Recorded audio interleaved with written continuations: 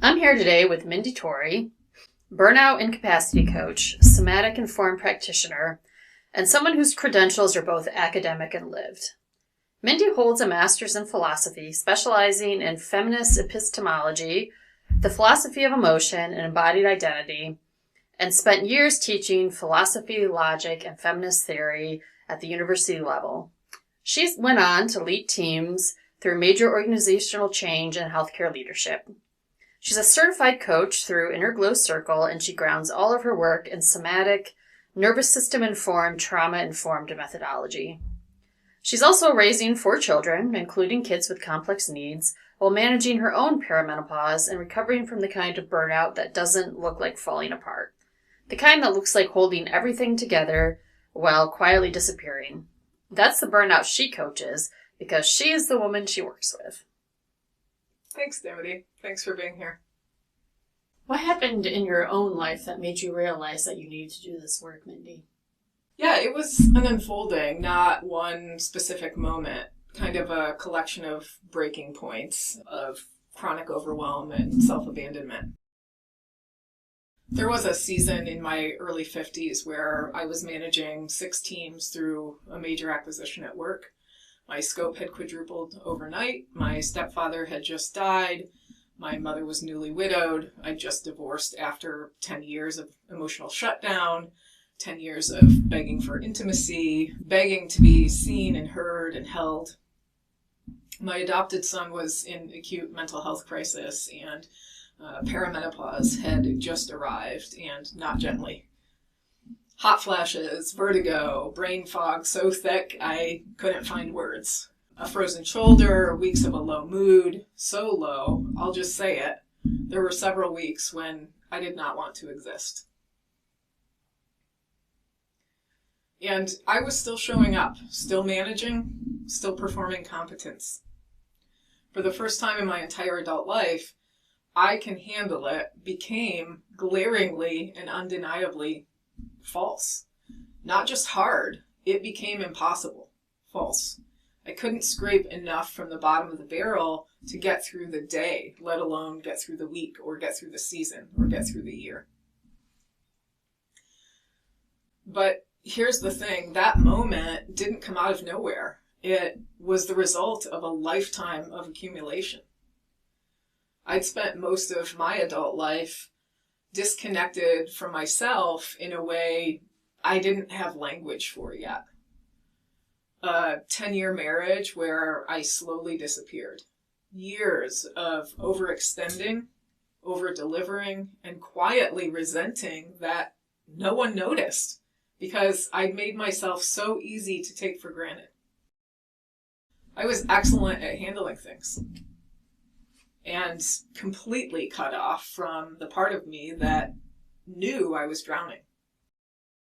And then somewhere in the middle of all of that, I found somatic work. I started working one-on-one with a somatic practitioner, Jessie, who was very soft, very attuned, and genuinely present.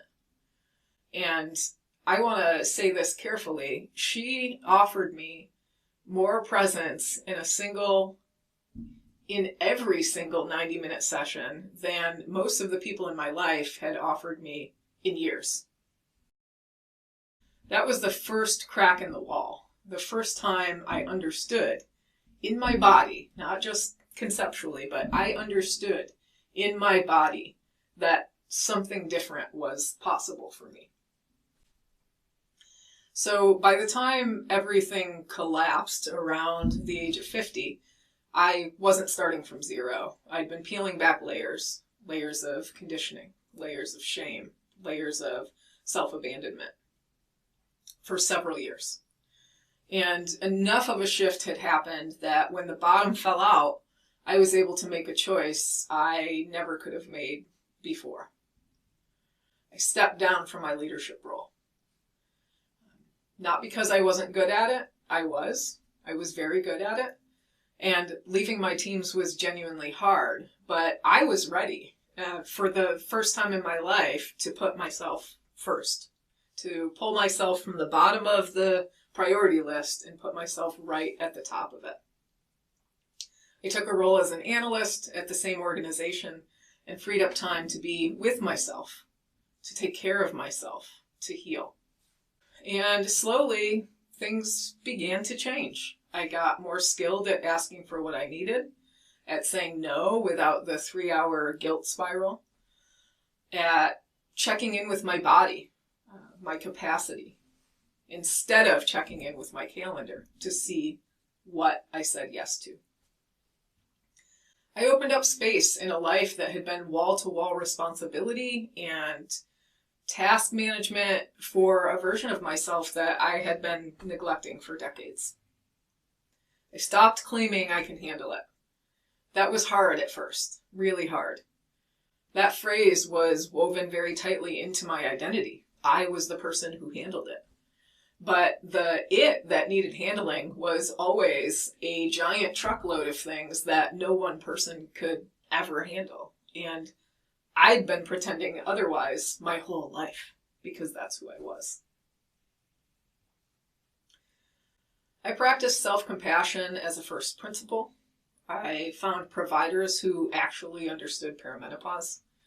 Started moving my body, not perfectly, not aggressively, but gently. I started making decisions from inside of my body instead of from obligation. This work is still alive in me. I haven't arrived at some completed version of healed. My body is still unwinding decades of chronic stress and self-abandonment. That does not happen overnight. But I know what it feels like to breathe again. I know the difference between actually okay and performing fine. And that difference, that's what I'm here to help other women find.